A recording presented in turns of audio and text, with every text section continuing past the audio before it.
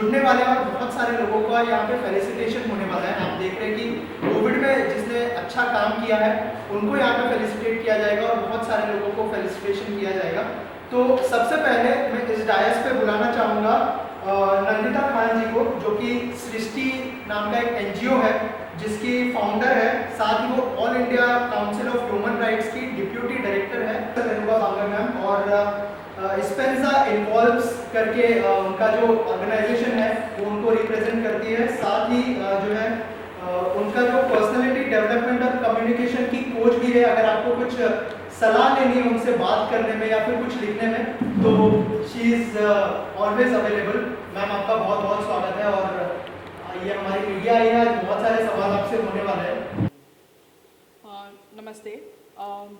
Imperia mister Faizal Khan का क्या बोलते हैं फाउंडेशन है और उन्होंने कोविड जो कोरोना है वो टाइम में उन्होंने बहुत सारा डिफरेंट समाज सेवा किया हुआ है अलग अलग तरीके से, जैसे किसी को हॉस्पिटल में मदद करना, खाना बांटना, किसी को बेड अवेलेबल कराना, जो कि उस वक्त का सबसे सेंसिटिव और बहुत ही इम्पोर्टेंट काम था।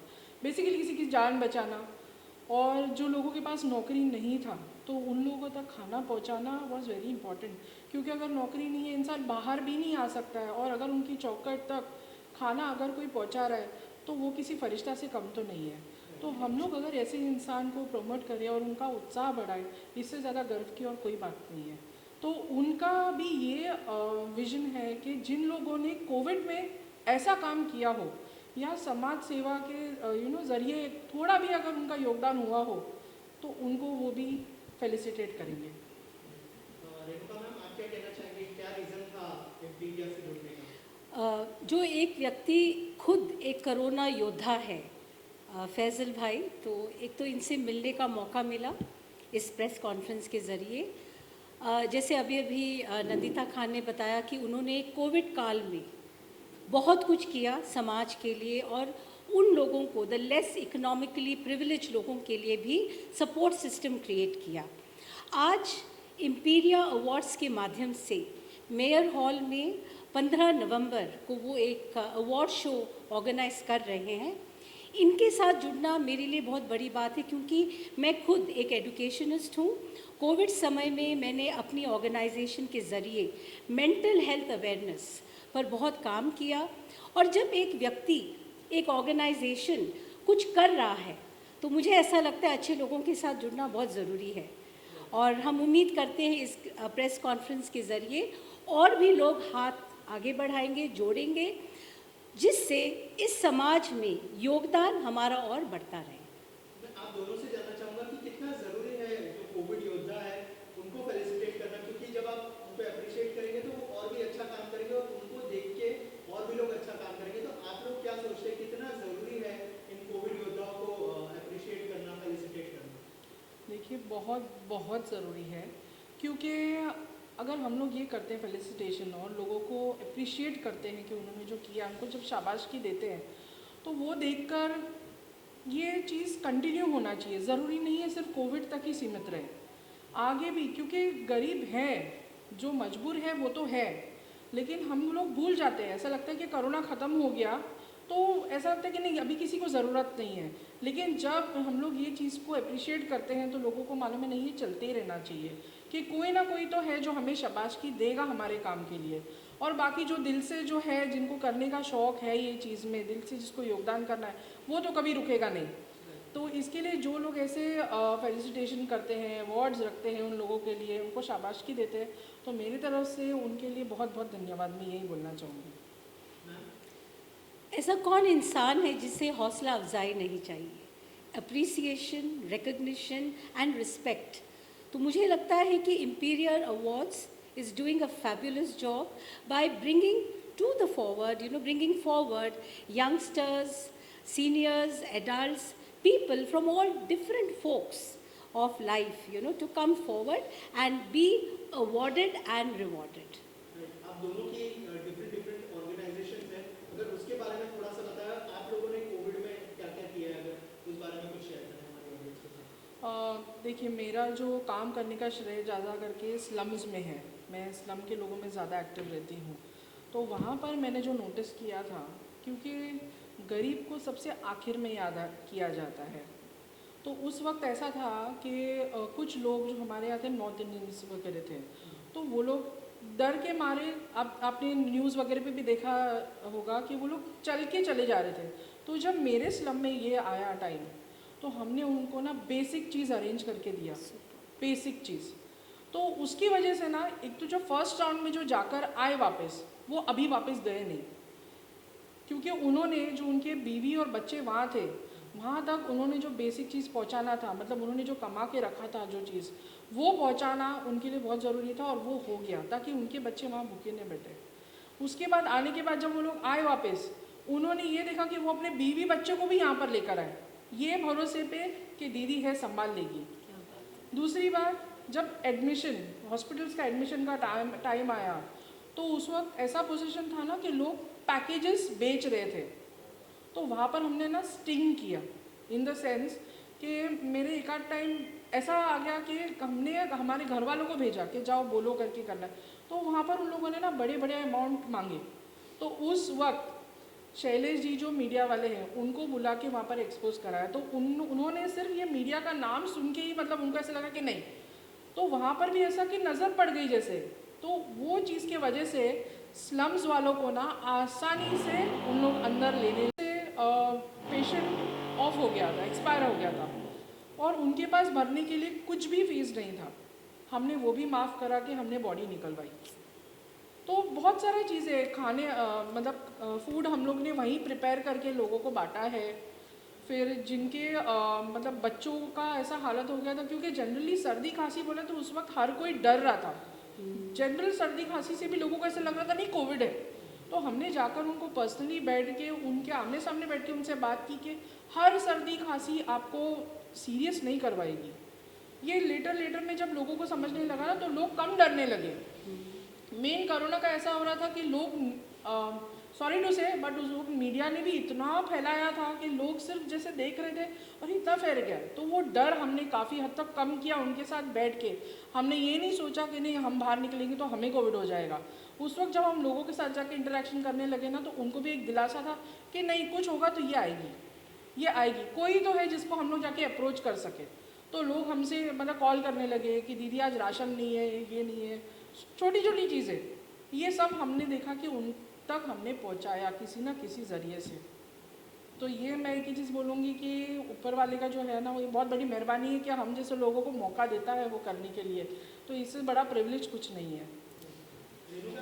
कोविड के टाइम पे सब लोग घर पे थे और आप जो है काउंसलिंग भी करती है, तो मेंटल हेल्थ का ध्यान रखना कितना ज़रूरी था, और अगर आपके ऑर्गेनाइजेशन के बारे में कुछ?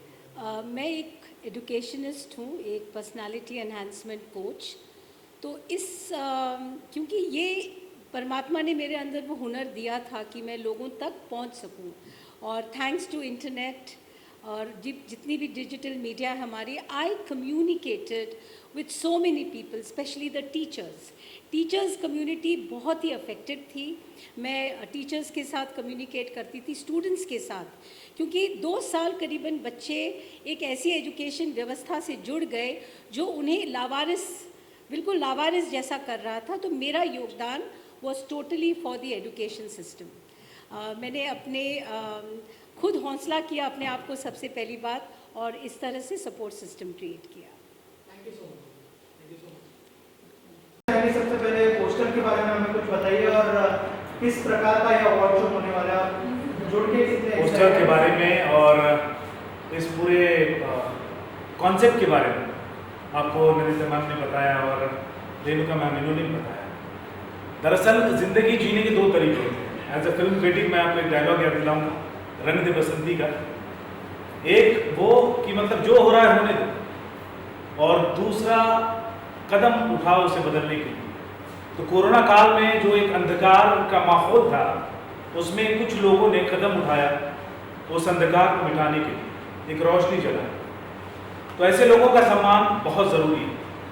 मेरे दोस्त फैसल खान यहाँ पर हैं, जिनको मैं काफ़ी दिनों से जानता हूँ, और सोशल वर्क इनका बहुत अच्छा है।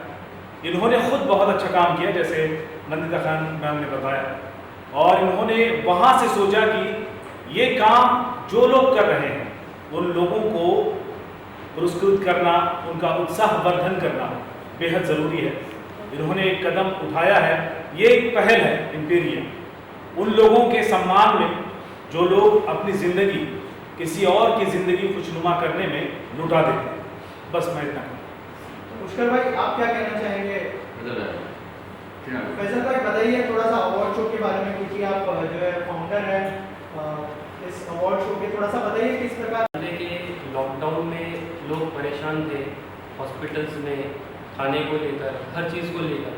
तो मैंने जब स्टार्ट किया हॉस्पिटल से, कि मतलब जब हॉस्पिटल में मैं पहली बार गया एक पेशेंट को एडमिट कराने के लिए, तो मैंने देखा कि माहौल बहुत ही टेंशन वाला था।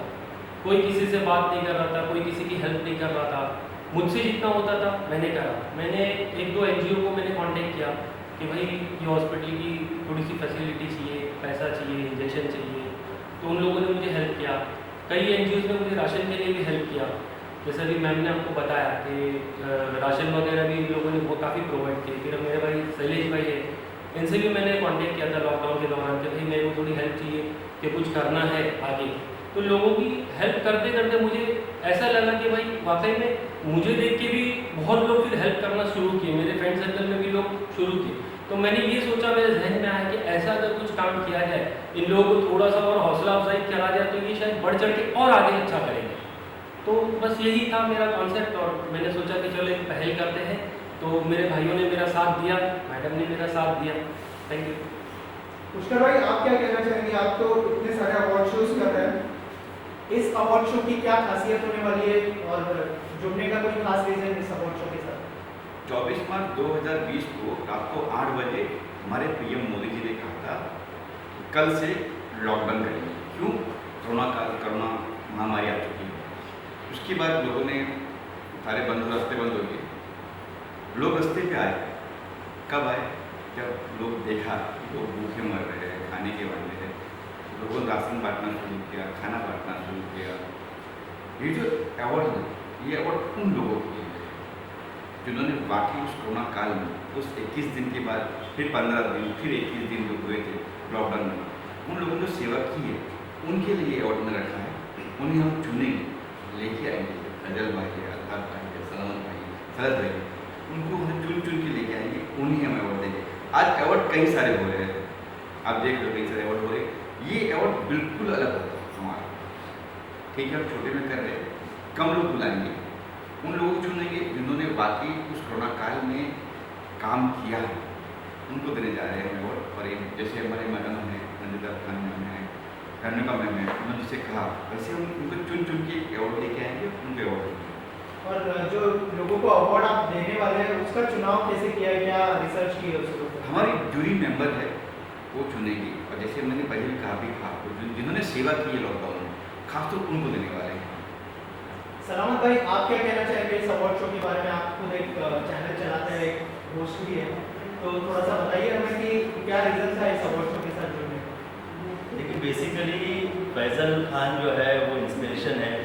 लॉकडाउन के टाइम जब लोग घर के अंदर बैठे हुए थे, ये सोचकर कि बाहर नहीं निकलना है वरना कोरोना हो जाएगा, ऐसे वक्त में लोग अपने बारे में ना सोचते हुए लोगों के बारे में सोचना, ये सबसे बड़ा इंस्पिरेशन है। फैजल खान ने जो उस वक्त जो काम किया था, और उस वक्त नहीं, मैं कहना चाहूँगा कि ये आज भी वो काम कर रहे हैं। लोगों की हेल्प करना जो है वो फैजल खान ने बंद नहीं किया है। लॉकडाउन में भले ही उन्होंने इनिशिएटिव ज़्यादा लिया था, लेकिन अब भी वो लोगों की मदद कर रहे हैं। और ऐसे लोगों को अवार्ड देना, ऐसे लोगों को सम्मानित करना, जैसे फैजल खान ने किया, और उसी तरीके के और भी लोगों को सामने लाना, ये कहीं ना कहीं एक इंस्पिरेशन है। और उन लोगों के लिए भी ये हौसला अफजाई की बात है कि जिस तरह से उन्होंने जो काम किया था लोगों के लिए, लोग घरों के अंदर थे, बाहर निकल कर लोगों की मदद कर रहे थे। आपने तस्वीरें देखी होगी मीडिया में, हमने भी चलाई थी, आप लोगों ने भी चलाई थी इसे, कि किस तरह से लोग पैदल अपनी घरों की ओर निकल रहे हैं, 1500 किलोमीटर दूर पैदल जा रहे हैं, 1600 किलोमीटर दूर पैदल जा रहे हैं। ऐसे लोगों को राशन पहुँचाना, ऐसे लोगों को खाना पहुँचाना, ये काफ़ी बहादुरी का काम था। मैं याद दिलाना चाहूँगा कि उस वक्त रमज़ान का जो है वो दौर चल रहा था, रोज़े रखकर भी लोगों ने जो है वो लोगों की सेवा की थी कड़ी धूप में, क्योंकि अप्रैल का महीना था, आपको याद होगा अप्रैल मई के महीने में कितनी गर्मी होती है। उस वक्त भी लोगों ने जो है वो आम जनता के लिए बाहर निकले थे, और ऐसे लोगों को सम्मान करना बहुत ज़रूरी है ताकि उनका हौसला बढ़े। और फैजल खान जो कर रहे हैं इम्पीरिया अवार्ड के ज़रिए वो काफ़ी काबिल तारीफ़ है और मैं उनको अप्रिशिएट करता हूँ, उनके साथ हूँ।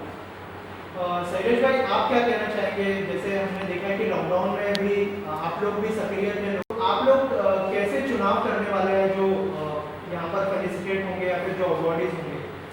देखिए, सबसे पहले बोल तो कि फैजल भाई, पुष्कर भाई, भाईजान और सलामत भाई, हम सब फ्रेंडली सर्कल है। उनका खुद का एक चैनल है एफ न्यूज़ करके, तो कोविड में वो भी हमारे साथ में शूट में आते थे, हम चारों भी शूट में करते थे। तो उन्होंने सोचा कि शैलेश भाई बहुत सेवा उन्होंने भी की है, आप लोग भी कर रहे हैं, लेकिन कुछ अलग मैं करना चाहता हूँ। बोले क्या करना है? तो बोले इनको अवार्ड देना चाहता हूँ। बोले ठीक है, अब रेडी करो, हम लोग करते हैं। उन्होंने सारी तैयारी की, हम मीडिया से हमारा काम है उनको सपोर्ट करना, हम उनको सपोर्ट कर रहे हैं। आज जो यहाँ तक आए आपके सामने बैठे, और आगे भी एक शो है 15 तारीख को मेरे में, वो करके आपके सामने वापस बैठेंगे एक बार सक्सेस पार्टी के लिए। और कुछ मैसेज देना चाहेंगे जो ऑडियंस देख रही है? बस यही मैसेज देना चाहूँगा कि हमने जो पहल की है, बस आप सब मिलकर दुआ करें कि ये काम अच्छे से हो जाए। Thank you so much. क्या बात है, एक नंबर।